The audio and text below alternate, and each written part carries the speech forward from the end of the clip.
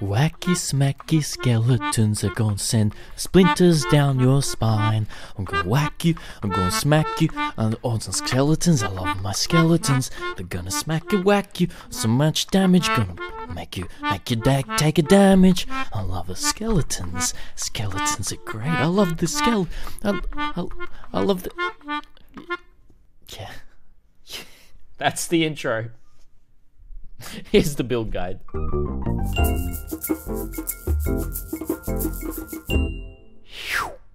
Welcome, it's your friendly neighborhood badger here, and I'm back with the long-anticipated build guide to my Whacky Smacky Skeletons, a bone-savvy necromancer who prefers femurs over flesh. Look, it's no secret that minion builds are some of the most powerful builds in Path of Exile at this current time, but I hadn't seen much gameplay recently of our skeletal friends. So, I dusted off the old necromancy tome, called the local morgue, got any bones, and began making my newest and freshest, well, okay, not so freshest, build guide.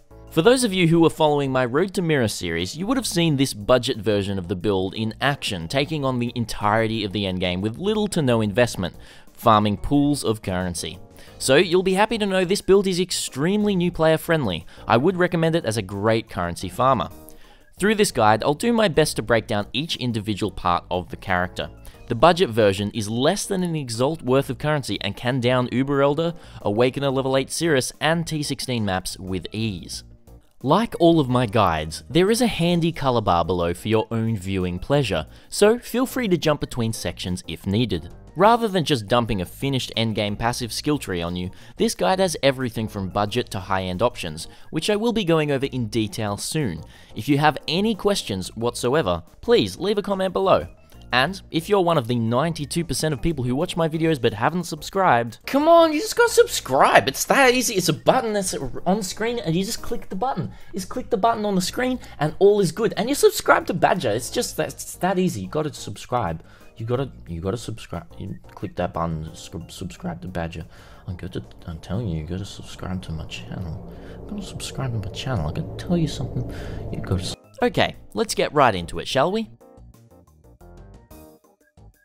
Right off the bat, we're going to be starting with the budget version of this skeleton necromancer build. Now, a lot of you have been asking, is this going to be including cluster jewels? Because minion cluster jewels are really expensive this league, and this budget version has no cluster jewels whatsoever, so you don't need to worry about spending 2 exalted orbs per large cluster. You're still going to be getting 600,000 DPS per skeleton, and at least 10 skeletons with this build, which is kind of crazy damage. So right off the bat, as I was saying, we will start with this budget gear, and the links as well and all the gems you will be using. So first of all, I'm going to go over all the gear that is really great to grab on quite a cheap budget. First of all, you're going to be looking for a Queen's Escape Ornate Sword. There are a few different options you can use, but I found that this is the best option. It's a really good sword that's going to be giving you +1 zombies, spectres, and skeletons, and giving 90% increased movement speed to all of your minions, plus some increased max life and some skeleton duration and minion damage. It's a really nice sword, and the increased strength requirement there is totally fine. You're still going to be able to equip this because you're taking a lot of strength on the tree, which we will have a look at later. Now this is relatively cheap and you're going to want to look for a 5-link one of these, or you can look for a 6-link and then just have a 5-link chest piece. It's up to you, but 6-link chest pieces are extremely cheap this league. That does bring us to a helmet. I did go for the Skeletons deal 40% increased damage helmet enchant. At the time of recording of this video, they're extremely cheap, and you can probably just find one with some good life and resistances yourself for a very cheap amount, and you can also just craft on +1 number of skeletons on that helmet as well. Now, for the chest piece, as I did say, it would be really great if you could get a 6-link, because that's where most of your damage is going to be coming from, and you can just get a little bit of life and maybe some resistances on there as well. It's going to be very easy for you to cap your resistances because you are playing a necromancer, and especially on the budget version, we're taking a lot of resistances on the tree itself, so you don't need to worry too much about getting tier 1 resistances across the board. The next thing that we can look at is the gloves. Gloves, basically, you're just looking for life and resistances. Make sure you're getting a little bit of chaos resist on most pieces of gear, because you do want to try and cap your chaos resistances if you can. The next thing, basically boots, exactly the same. You're just looking for good movement speed and some good fire, cold, and lightning resistance. Maybe some chaos, switching out for one of those if you do need to. The only other, I guess, specific unique item I would suggest for the build is a Jinxed Juju. This is a really, really great defensive amulet, which is basically just meaning 10% of damage from hits is taken from your Spectre's life before you. This basically translates into 10% less damage taken, which is super, super good. And it gives you some good chaos resistance as well there, and increased effect of your curses, which is going to help your vulnerability. And increased effect of non-cursed auras from your skills, like Pride and Dread Banner and everything like that as well. For the rings, basically, both of them together, we're just looking for good life and resistances, but definitely grab an unset ring for both of these. When we talk about the links, I will show you why. On Necromancers, we're usually quite link-starved, so getting a socket on each of your rings is extremely helpful. The belt itself, you can use a Stygian Vise because it is really nice to put a jewel in there, but again, you're just looking for life and resistances. You'll be very surprised at how crazy your damage can be without pretty much any minion damage items except for your Queen's Escape. The only other things that are going to be giving you damage are your jewels. I've decided to use 3 to dust jewels, which are giving reduced skeleton duration but increased damage, attack speed, cast speed, and movement speed to your skeletons, and then 1 from dust. This does mean that you summon 4 additional skeleton warriors. So instead of summoning just a base 4 every time, you actually summon 8 per cast, which is extremely nice. I really, really prefer using from dust over anything else really. At least one of these, well, you can only have one, but taking one of these is very, very nice. That is pretty much it for all of that. For the flasks themselves, these flasks that you'll see on this path of building are actually really, really dodgy and not great, but they do the work. Basically, we've got a bubbling divine of staunching. That immunity to bleeding is very helpful. And then I've just got a quartz flask of reflexes to give us dodging attack and spell, and just a quicksilver, very, very bad, it's just ample. A Rumi's concoction, however, is super nice on the build. This does mean we're fairly block capped. Without it, we sit, even when we're not using a staff or shield, we sit at 52% block and spell block. And then with Roomies, we do sit at 75, 68, almost fully block capped without even having a shield or a scepter or a staff or anything like that, which is super, super nice. And lastly, I do just have a very, very bad white mana flask here, which I've just thrown in there, but you can obviously use a better one. This is pretty much just there just so I can summon my zombies. But that's all of the gear. We're going to move on to the links themselves now. So let's quickly jump over. So basically, for the summon skeletons, for single target damage, you are looking for summon skeletons linked with multi-strike, minion damage, impale, brutality, and deathmark. That's your 6th link. If you do not have a 6th link, I would actually take out minion damage right there. So I'd click that one off, and we're still sitting at just around 400,000 per summon skeleton. For clear, you want to be switching your multi-strike with melee splash. This does mean, again, you're going to be sitting just under 400k per skeleton like this, but you're going to be clearing a lot easier with melee splash in. Then for bigger bosses like your Conquerors or anything like that, Cirrus, put in multi-strike. Going to be super, super nice. You then have a 5 link in your sword, which is a raised zombie and a carrion golem. And they're just going to be linked with feeding frenzy, brutality, and elemental army, just so they don't die. Next off, you're going to be taking Enduring Cry, linked with Bone Offering, Second Wind, and Flame Dash, just in a 4 link there. Now, you are going to be manually casting Bone Offering here. However, if you do want to switch the sword, or the Queen's Escape sword, for a trigger a socketed spell wand, you can do that. And in the endgame version, you will see that we have done that as well, but I prefer to do the manual casting this way.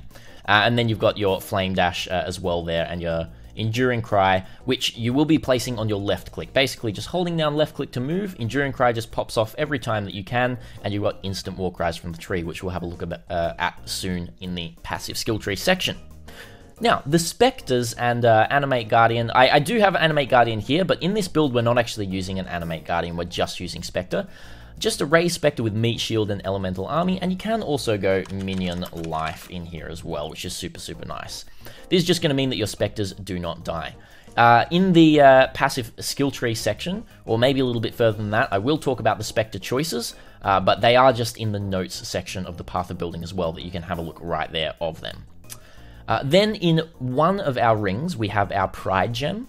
And then in the other ring, we have our Desecrate gem. That's what I was talking about, having those unset rings is super helpful. And then lastly, in the gloves, we're having two different 2-links. The first 2-link is a Flesh and Stone linked with Maim, and then we have a Dread banner linked with Generosity.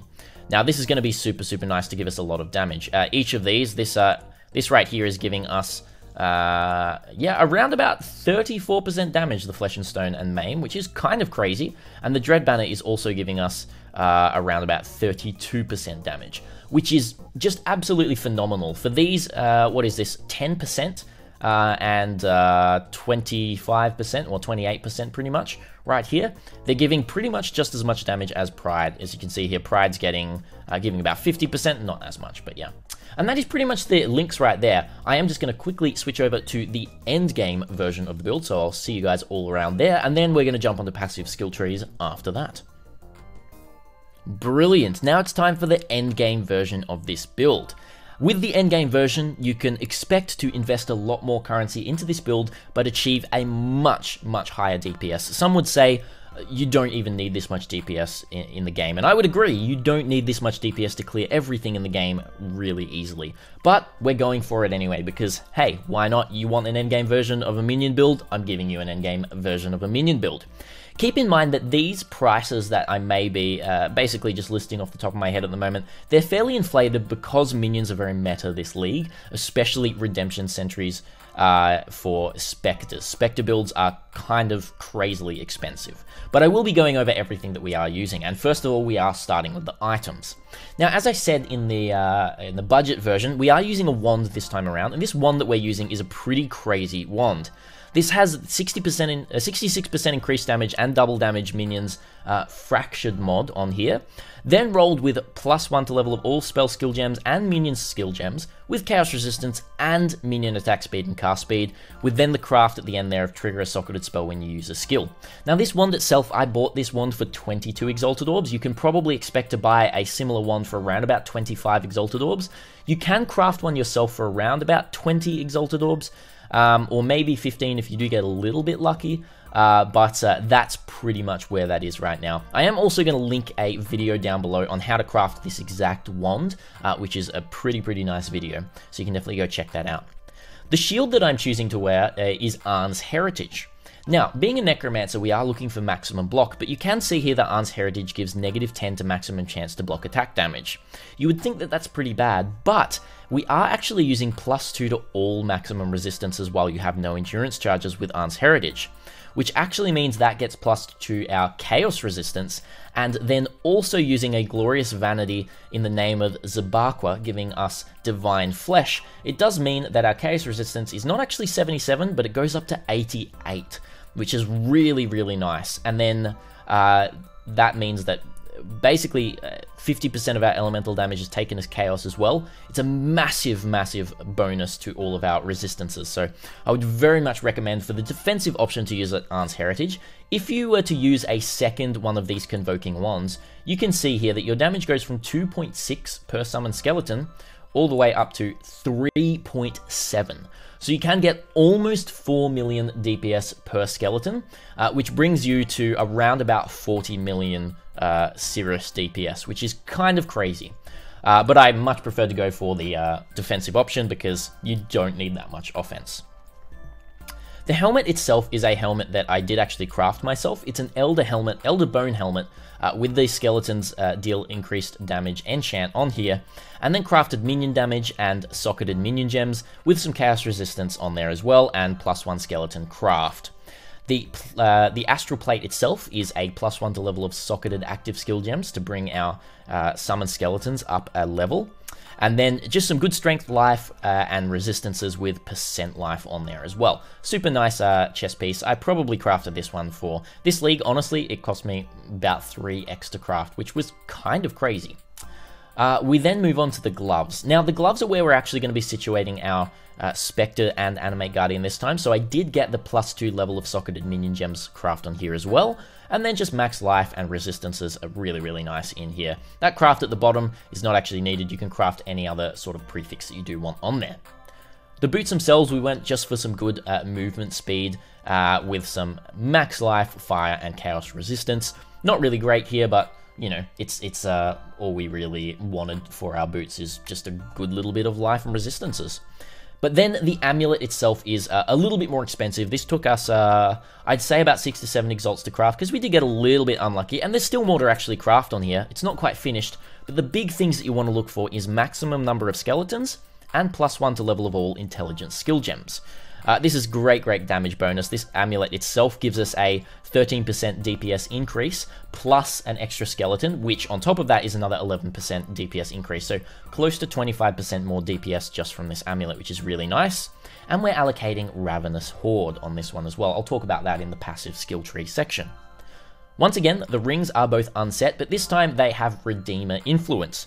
That does mean that we can get minions dealing increased damage on there. And then we're just looking, again, just for life, chaos resistance, cold resistance, or any other type of resistance, and maybe some attributes as well if you do need them on there. And they're basically the same, both of these rings here, so just get a couple of those and that will be super nice for you. The belt that we are using is the Darkness Enthroned Stygian Vise. Now, the reason we're using this belt is because it's actually a super amazing belt that got buffed this league. If you have some really nice Ghastly Eye Jewels in here, you can see lots of text there, but just with some maximum life and dealing physical damage, this one over here is even better with attack and cast speed, accuracy rating, and physical damage and max life. You put a couple of them in there, and the Darkness Enthroned is giving you a lot of damage. Now, the other item that you can use is the new belt, the Harbinger belt, the upgraded Harbinger belt. I know that Gazzy talked quite a bit about it, so it is quite expensive at the moment. The upgrade of the Flow Untethered. For some reason, the item, I'll put it on the screen here, but it's not coming up in my head right now, the name of it, but you can just see right over there. You'll be able to see that one. It's extremely nice. Basically, every 8 seconds, every 10 seconds, for 8 seconds, you get a 20% action speed buff, which means it just buffs everything. It buffs your life recovery, it buffs your move speed, your attack speed, your cast speed, everything like that, and all of your minions as well, which is basically 20% more damage, which is kind of crazy. But the Darkness Enthroned is also still a very good option. Again, with our flasks, we're just looking for a Bubbling Divine of Staunching. I've still got that Avenger's Quartz Flask of Reflexes, and we've got an Enduring Sanctified Manner of Acceleration, and a Rumi's Concoction here as well. And I need to get a better Quicksilver, but I've got a shitty one here for you all. And then for the gems. Now, this is where things also get a little bit expensive, because we are using 2 large cluster jewels. Now, I'm not actually going to go right into these, because I'll talk about that in the passive skill tree section.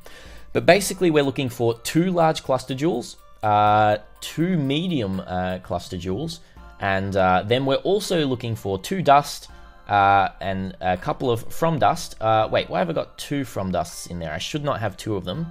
It should actually be Fortress Covenant and Quickening Covenant is what we actually should see there, right there, like that. 1 from dust, 1 2 dust, a Glorious Vanity, and Quickening Covenant, Fortress Covenant, which I will talk about in the passive skill tree section. So we're going to jump over that right now, after we talk about the skills on the end game. Now, the Summon Skeletons itself is, obviously you're looking for the Awakened Gems that you do need. So first of all, your Summon Skeletons. You can get Vile Summon Skeletons if you do need, but I found that it just clutters the screen too much and my damage is already way too insane, so I don't even choose Vile Summon Skeletons. However, Summon Skeletons with Awakened Melee Physical Damage, Awakened Brutality, Deathmark, Impale, and Awakened Multi-Strike. Once again, for your clear, you want to be switching out Awakened Multi-Strike with Melee Splash. That's going to be super helpful for that clear there. However, because you have so much damage, you can actually find that your clear's relatively okay with Multi-Strike in. You're just going to be a lot faster with Melee Splash. We're then looking in one of our rings, our unset rings, just to have Flame Dash socketed. And then in the other unset ring, we're just looking to have Pride socketed. In one of our 3 links, I'm just using a very small cast when damage taken setup of Cold Snap and Blind. Just a little bit of defense right there, a little bit of slow and blind on the enemies if we get hit. And then in our boots, we're looking for 2 links, a Flesh and Stone and Maim, and then in the other 2 link, a Dread Banner and Generosity. In our wand, the trigger a socketed spell when you cast a skill wand, we are using 1 Desecrate, 1 Bone Offering, and Tempest Shield. This is basically just meaning that alternating each cast of our abilities. We're casting Desecrate, then we're casting Bone Offering, and then we're casting Tempest Shield. Now, the position of these are very important to have Desecrate at the top, and then Bone Offering and Tempest Shield, because as you first enter a map, it will start with Desecrate. If you have Tempest Shield up here, then it will actually start with Tempest Shield first. If you have Bone Offering up the top, it will try to Bone Offering, but it won't have any corpses near, and they won't explode. So very important that you have Desecrate up there first.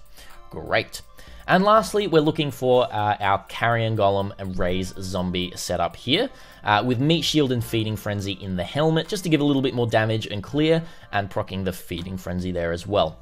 And lastly, Animate Guardian with Meat Shield and Blood Magic, linked with Raise Spectre. They don't need any more defense than this because we have so many plus levels to gems now. They're going to be super, super strong. They've never died for me. But in the passive skill tree section, I will talk a little bit more about all of this. And then at the end, I'll talk a little bit more about the actual specific choices of the Animate Guardian and the Spectres themselves.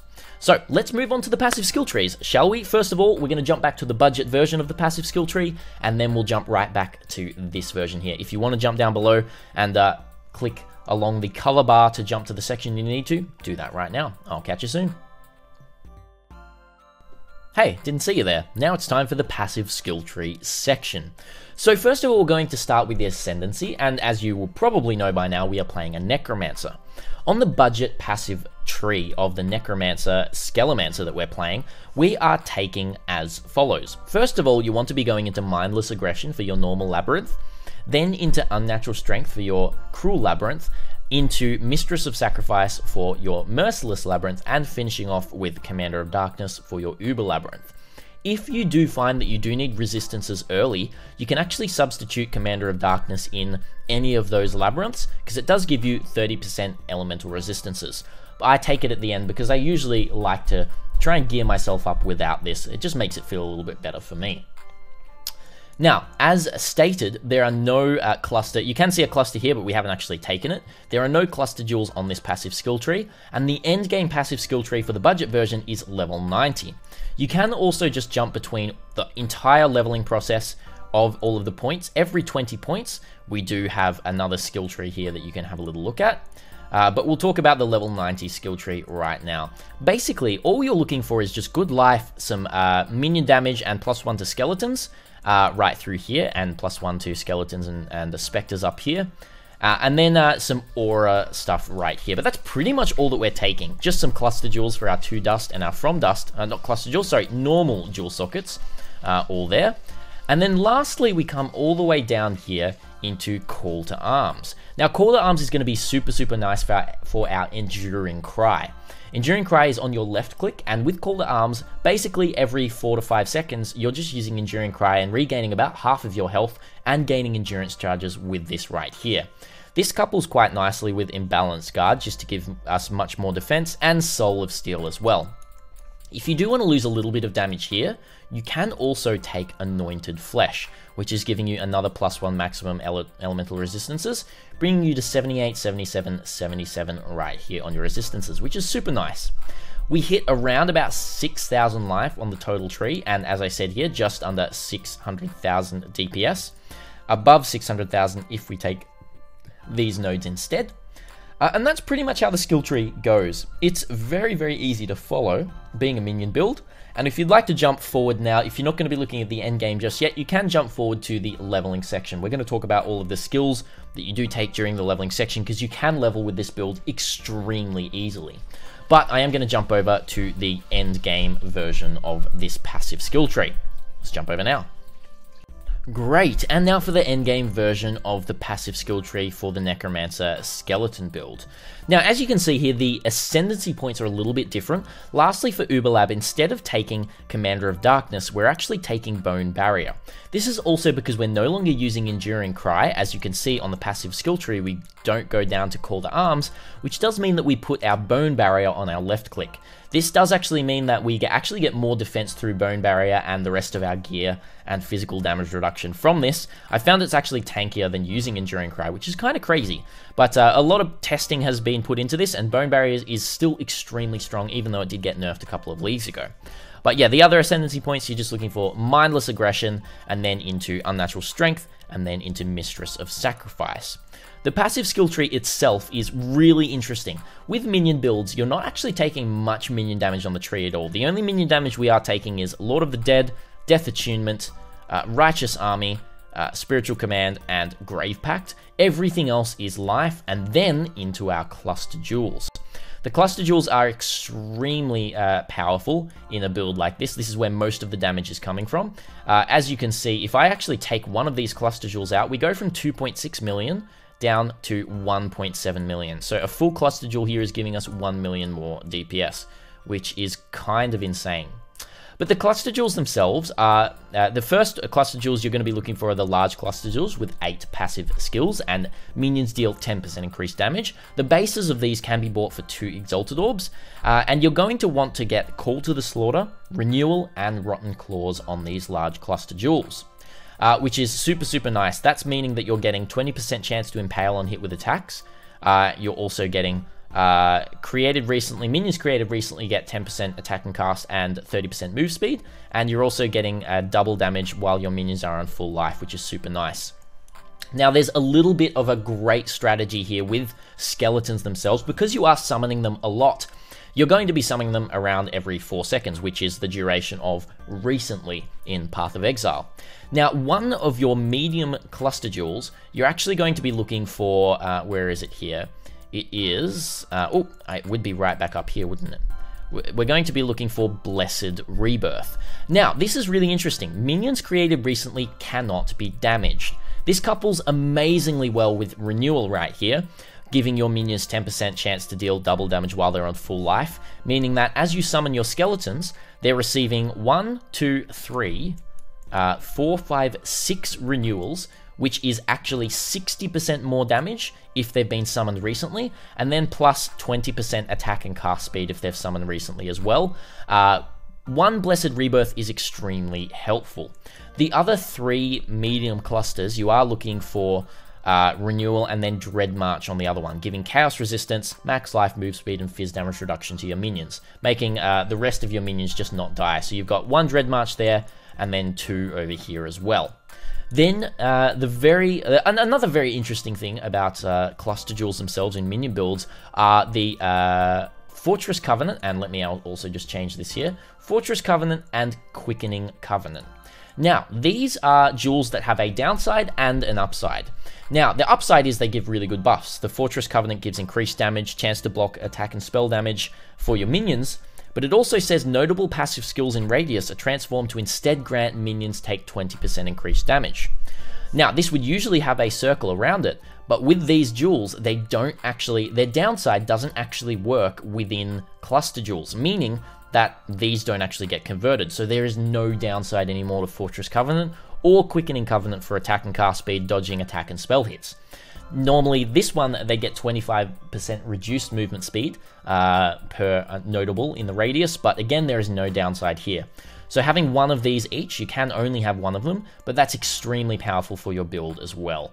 So I would definitely suggest taking those ones. The other 2 jewels we're taking are just cluster jewels. You're just getting basically 2 cluster jewels with Fettle on them for max life and percent increased max life. And that, honestly, is pretty much it for the rest of the skill tree. The last thing to talk about is just the Glorious Vanity.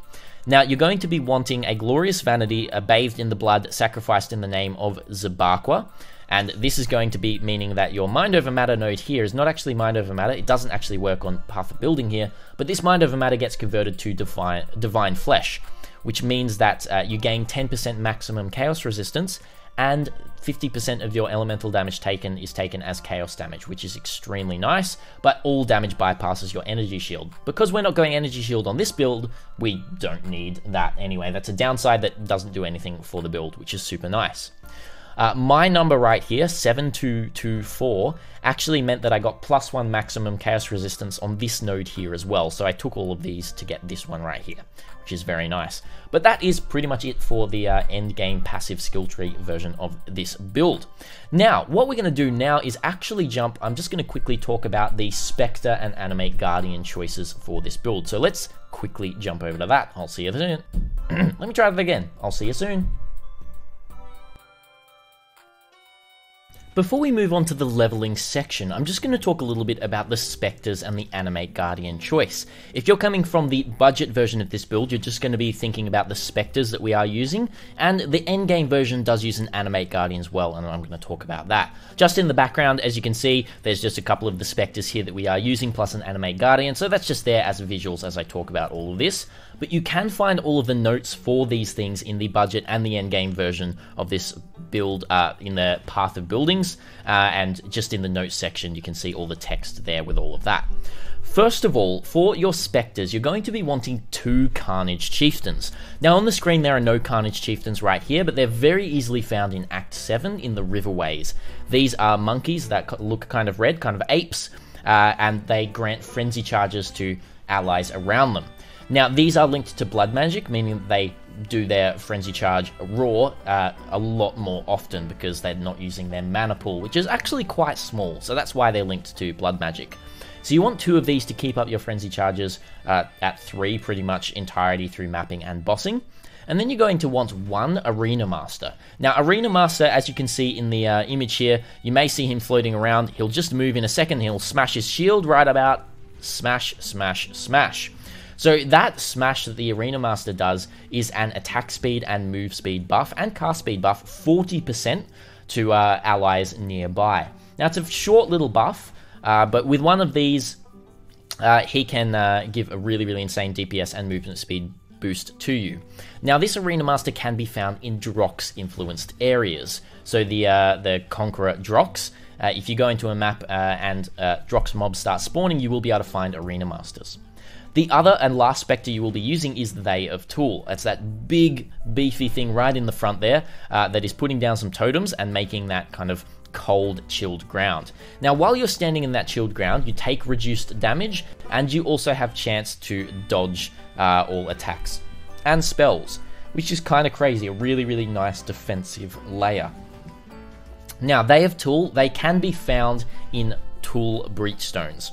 As you run a Tool Breachstone, you're not actually going to find any enemies on the ground named They of Tool, but the They of Tool enemies are actually all of the big rare enemies, so they're going to have randomized names. However, if you just summon one of them as a Spectre, you will then find that when you summon them in your hideout, they will be called They of Tool. So it's a super, super nice buff that this guy does give. So that's for the budget and endgame version of the Spectres, but then I'm now going to talk about the Animate Guardian itself. Now again, Animate Guardian items can be found in the notes section on the endgame path of building, but these are the choices that I like to use with the Animate Guardian. First of all, for the weapon, and probably the most important, is using a Kingmaker. Now Kingmaker is really good because it gives Culling Strike to everyone around you, as well as Fortify. So including your minions and yourself, you're getting Culling Strike and Fortify, great defenses and great offenses. Culling Strike, it basically equates to 11% more damage, which is pretty insane. Then also he's giving like extra rarity to your minions, but that doesn't really matter too much. The helmet itself, I actually just like to use a Leer cast, basically just giving more damage, or increased damage I should say, to allies around the Animate Guardian. For the gloves, I like to do something a little bit interesting. I like to actually use gloves that have wait, no, let me just process that a little bit. Gloves that are Hands of the High Templar, and you'll actually be able to find a relatively cheap version with vulnerability on hit. If you put these onto the Animate Guardian, when they hit the enemy, they curse with vulnerability, which is super nice because we don't have any slots to put vulnerability anywhere, which is quite tasty. So that's what I would definitely suggest to put right there with your Animate Guardian. Now, for the boots, you're just going to be using Victario's Flight, which are boots that just give movement speed to allies around you. And for the chest piece, you're going to be using a Garb of the Ephemeral. Garb of the Ephemeral has quite a few good stats, but the best one is nearby allies cannot be slowed below base movement speed. This basically does mean you can't be frozen, you can't really be slowed that much, especially in things like Urelda fights. You don't get that massive slow on you, or Cirrus can't slow you with his beams in the final stage. This is really, really, really nice for your Animate Guardian to have. And it does mean that every now and then he does go Super Saiyan as well. When he gets a certain amount of charges on him, he does a massive growth and attacks really fast with the Garb of the Ephemeral, which is super, super nice. That's all I will say there, but all of the details are in the paste bins as well. Let's move on to the leveling section, shall we? Leveling with this build is extremely easy. Being a minion build, there is a lot of power in this build, and if there are not too many nerfs to minions for next league, this is also going to be a very strong league starter and very, very extreme budget. So I'm just going to go through each of the acts where you do find jewels and just tell you the kind of jewels that you will be picking up and gems you will be picking up for your character and leveling with them, how I would go about all of this. So first of all, in Act 1, as we first reach Nessa, you're going to just want to start leveling very early with something like Freezing Pulse. It's got really, really good damage just as a spell, and you want to be leveling with Freezing Pulse until you receive Summon Skeletons, which is near the end of Act 1. Along the way, however, you do want to pick up a Raise Zombie and start leveling your Raise Zombie. You do also want to pick up a Summon Phantasm just for early minion leveling, and you can even try Summon Raging Spirit if you would like to as well. This is really, really nice to level with. You then want to pick up Minion Damage and Melee Splash. For your main links, there's just a 3-link with Summon Skeleton, Minion Damage, and Melee Splash. That's going to basically take you through a lot of the game right there off the bat, and you don't really need anything else. That's pretty much all that you're going to be getting in Act 1. So let's move over to Act 2. Right before we move into Act 2, I would suggest actually either getting a Flesh Offering or Bone Offering, or even both. And then for offense, you use Flesh Offering, and for defense, you use Bone Offering. In Act 2, there's not many things you will actually be picking up. What I would suggest is actually picking up a Summon Skitterbots to start leveling with that, giving more damage taken to the enemies with the Shock, which is quite nice. The other thing that you can pick up is just some Minion Life or Minion Speed, and you can even pick up Melee Physical Damage and Death Mark. Now, if you have a 4-link, what I would suggest is actually using Summon Skeletons with Melee Splash, Death Mark, and Minion Damage, but you can switch in Melee Physical Damage there if you do feel like you do need it. Let's go to Act 3. In Act 3, this is where you're going to start probably to be able to use your Raise Zombies without them dying, and then using Minion Life socketed in there as well. But you can also pick up a couple of other things. The other interesting thing you can pick up is your Raise Spectre.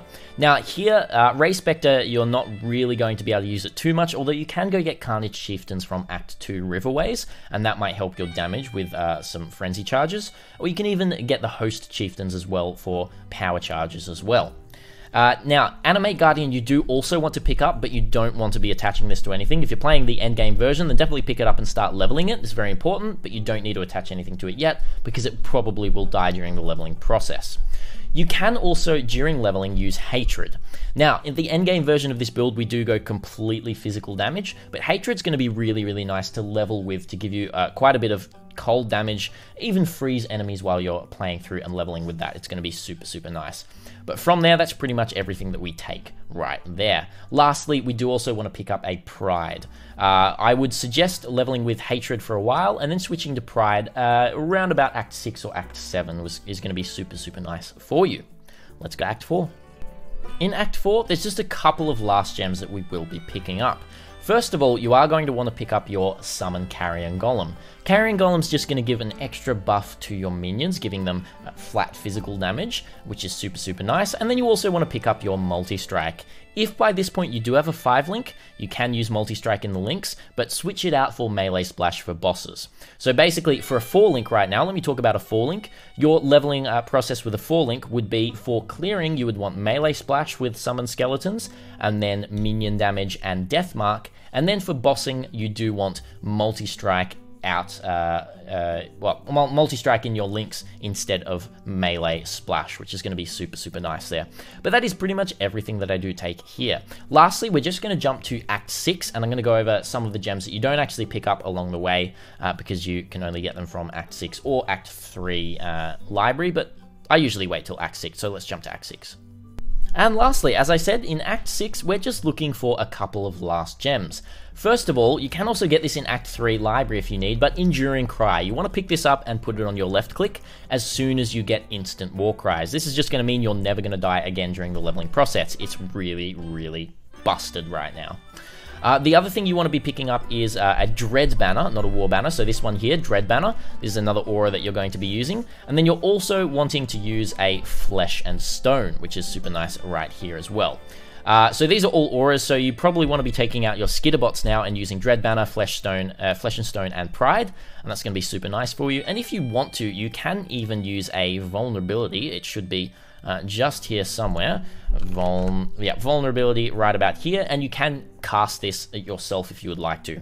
Vulnerabilities are super nice to use. That is honestly pretty much it. I didn't actually talk too much about Desecrate itself, but you do want to pick up a Desecrate. If you haven't picked it up by now, Desecrate's super nice. Sorry, I missed that in the Act 1. But you want to pick up a Desecrate, and that's basically it by that point. The rest of the gems you can get from the paste bin itself, the Path of Building, if I did miss anything, but that's pretty much everything you need to just zip through the leveling process with your Summoned Skeletons, your Zombies, and your Spectres. That is all I have to say for the leveling process. So lastly, I am going to leave you all with some endgame gameplay of this character. So I'm not going to talk too much about the build, but once again, if you want any more information, either come and find me at twitch.tv/thisisbadgergaming. I can definitely help you out right there. You can ask any questions you want, or you can just leave some comments down below, and I'll try to respond to as many as I can. Again, I would really appreciate it if you liked this video and like my build guides. Hit that subscribe button, tick that like, and hit that little bell so you get notified when new build guides come out. There's some pretty interesting things coming in the future, as well as a private league I will be announcing hopefully within the next coming week. So thank you so much for watching. I'm going to leave you with some boss kills and endgame kills and everything like that as well for the rest of the video. But until next time, Badger is out. Oh shit. Oh, I didn't get my skeletons up in time. That was actually slower than what it should have been. I shall cast you into a pit of infinite torches. I need more mana.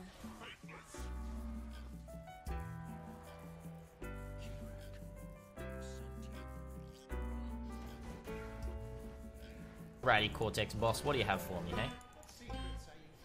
What do you have for me? In that little purse of yours.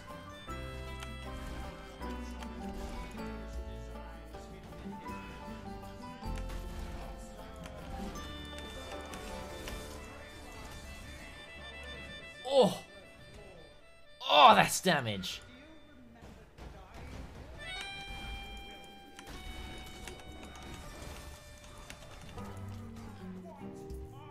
Oh! Guys, I'm gonna have a happy time in my pants soon.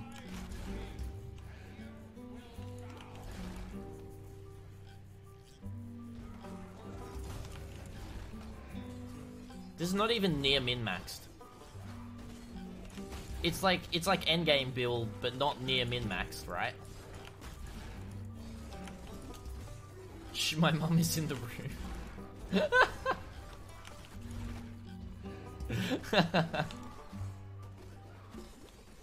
Hi, Mum. How you doing, Mum? Dunno, you're not that far off. You had to read that out loud, didn't you?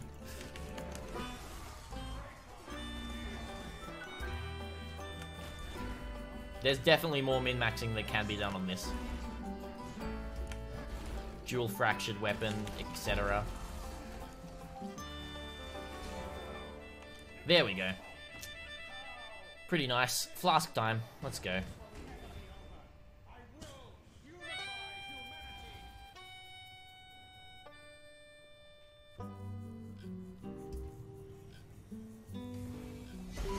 Oof.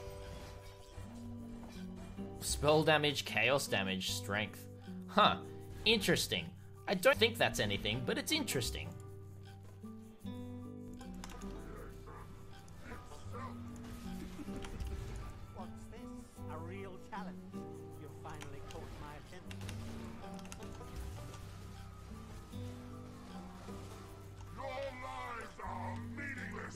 Well, that was quick. Spell Cascade, you reckon? Yeah. Spell Cascade, definitely. What did I just do? I just equipped my Animate Guardian with Kingmaker, which gave Fortify and Culling Strike to everything around me.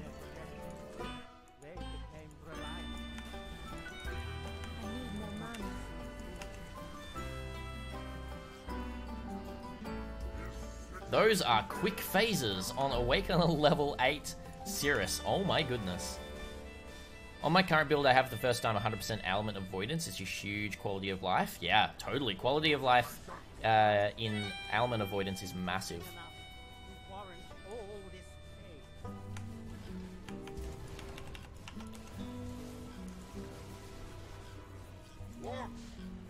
Holy moly. I didn't even see his health go down. It just went down. Like, I didn't even watch it go down. I just phased him. Or, wait, did I accidentally go out of the circle? Maybe that happened. Maybe I didn't actually phase him.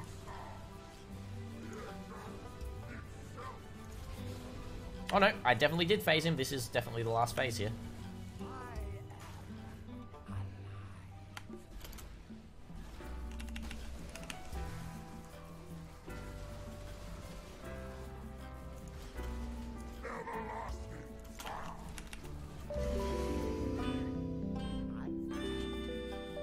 Oh yeah, you know what?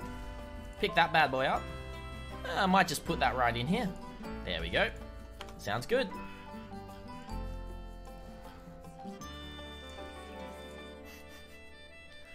You know what? I call that one an upgrade.